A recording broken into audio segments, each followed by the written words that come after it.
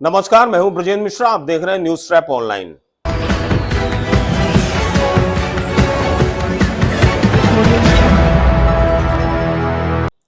पूरे मध्य प्रदेश की तहसीलों में पटवारियों का राज है, या यूं कहें कि पूरी तहसीलों को रिश्वतखोर पटवारी चलवा रहे हैं। रतलाम में एक रिश्वतखोर पटवारी पकड़ा गया। सीमांकन के लिए 50,000 की डिमांड की। और सीमांकन किस बात का? जो सरकार का फर्ज है, तहसीलदार का फर्ज है, तहसील कार्यालय का फर्ज है कि शिकायतकर्ता अगर सीमांकन का आवेदन देता है तो आप फौरन उसका सीमांकन करिए। लो साहब, इस पटवारी ने सीमांकन के लिए 50,000 रुपए की मांग की, क्योंकि पड़ोसी ने उसकी थोड़ी सी जमीन दबा ली थी। 50,000 की डिमांड की, जिसकी शिकायत लोकायुक्त में की गई। रतलाम का मामला है। उज्जैन लोकायुक्त ने इस मामले को बड़ी गंभीरता से लिया और जो रमेश बैरागी था उसको पंचायत भवन में 40,000 रुपए की रिश्वत लेते हुए रंगे हाथ पकड़ लिया।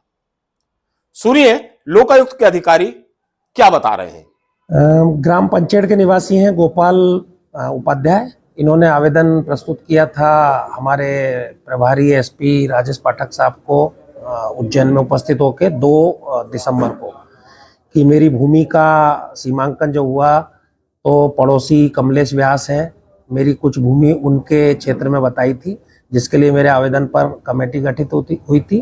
तो सीमांकन की रिपोर्ट पटवारी रमेश बैरागी को प्रस्तुत करना है, तो वो मेरे फेवर में उचित रिपोर्ट प्रस्तुत करने के एवज में 50,000 रुपये रिश्वत की डिमांड कर रहे हैं। जब सत्यापन मेरे द्वारा किया गया तो शिकायत सही पाई गई और इन्होंने बात की तो 50,000 में से 40,000 रुपये 1-2 दिन में देना तय हुआ, 10,000 रुपये बाद में देने की बात हुई। तो आज 5 दिसंबर को जैसे ही पटवारी रमेश बैरागी ने पंचायत भवन में आके इनको बुलाया और रिश्वत की 40,000 रुपये की नगद राशि ग्रहण की, आसपास हम लोग तैनात थे, हमारी टीम ने इनको रंगे हाथ यहाँ पे पकड़ा और कार्रवाई की जाए।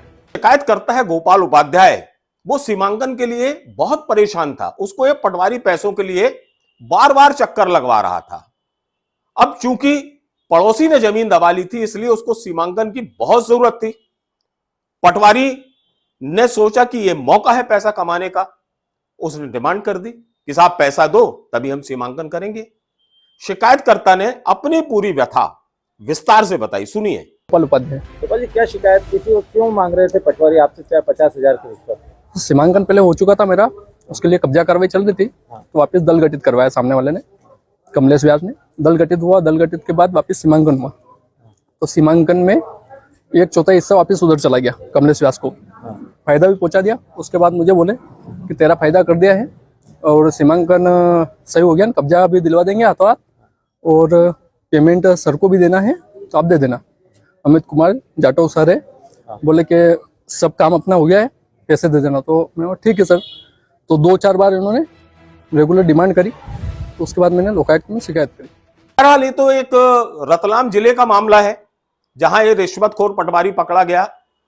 अगर हम जबलपुर की बात करें तो यहां भी पूरी तहसीलों में जलवे हैं तो पटवारियों के।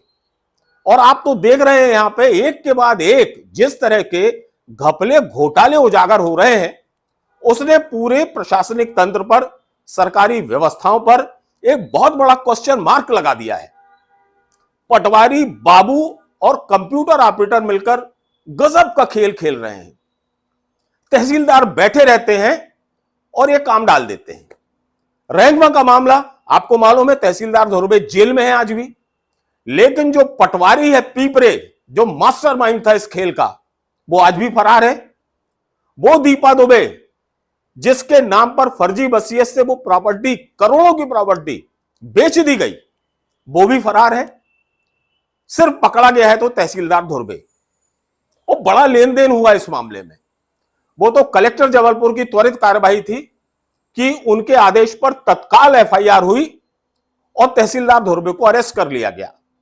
यह भी मामला फर्जी वसीयत से, फर्जी नामांतरण का था।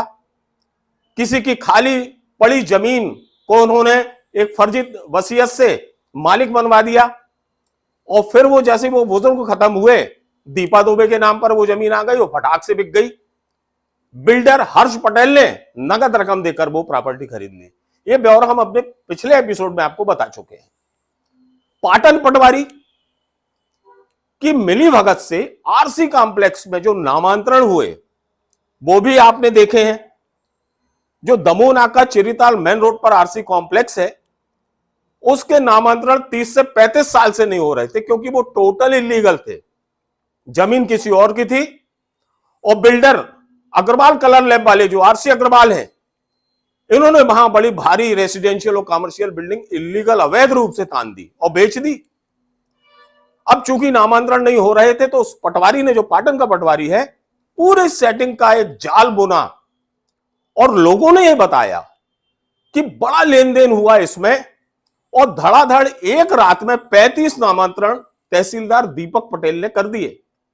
और इसके लिए तहसील कार्यालय के कंप्यूटर का इस्तेमाल नहीं हुआ, बाहर के कंप्यूटर में इसकी फीडिंग हुई और रातों रात 35 के 35 नामांतरण कर दिए गए। और चालाकी देखिए, अब ये फाइल जो नामांतरण की थी, अगर तहसील कार्यालय में रखते तो हो सकता है लोग देख लेते, वकील देख लेते, आने जाने वाले लोग देख लेते। इसलिए इन लोगों ने, बाबू ने और तहसीलदार ने मिलकर, पटवारी बाबू तहसीलदार ने मिलकर फौरन इस पूरी फाइल को, 35 केस की फाइल को कलेक्ट्रेट के रिकॉर्ड रूम में रखवा दिया, ताकि सारी चीजें गोपनीय रहें, किसी को पता ना चलने पाए। फिलहाल कलेक्टर जबलपुर ने इसमें त्वरित कार्यवाही की, मामला हमने उजागर किया, पूरे 35 नामांतरणों पर रोक लगा दी गई और जो रजिस्ट्री डिपार्टमेंट है उसने पूरी रजिस्ट्रियों पर रोक लगा दी। अब आपने देखा होगा कि इसी आधारताल तहसील में जो बाबू है मिलन बरकड़े, इसने भी उस पूर्व तहसीलदार हरि सिंह धुर्वे के साथ मिलकर किस तरह से फर्जीवाड़ा किया।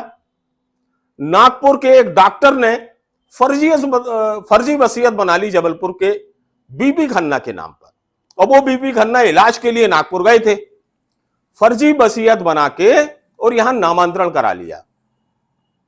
लोग बताते हैं कि इसमें पूरा जो खेल है रीडर 1 यानी मिलन बरकड़े का है, क्योंकि पहली बार धुर्वे ने उस केस को खारिज कर दिया था और दूसरी बार में उसको फिर से पारित कर दिया। यह किस तरह का खेल है? एक ही केस में 3-3 बार ऑर्डर तहसीलदार धुर्वे से कराए गए। और देखिए आप, जिसकी वसीयत तैयार की गई, वसीयतकर्ता का नाम खसरे में भी नहीं था, यानी बीपी खन्ना का नाम खसरे में नहीं था। दूसरा, जो गांव का नाम होता है वसीयत में, वो नहीं था। किस खसरे की वो वसीयत है, कहां पे है वो प्रॉपर्टी, इसका उल्लेख नहीं था। तो यह समझ से परे है कि जो नामांतरण किया गया वो कहां की जमीन, कहां की प्रॉपर्टी, कहां का मकान है। वो जबलपुर का है, रांझी का है, आधारताल का है, सदर का है, कहां का है? जबलपुर का है या साला अमेरिका या कैलिफोर्निया की प्रॉपर्टी है वो? क्योंकि वसीयत में कहीं उल्लेख ही नहीं है, गांव का नाम नहीं है, खसरा नंबर नहीं है, और जिसके नाम पे जिसने वसीयत की है उसका खुद खसरे में नाम नहीं है। पूरा खेल कागजों में खेला गया है।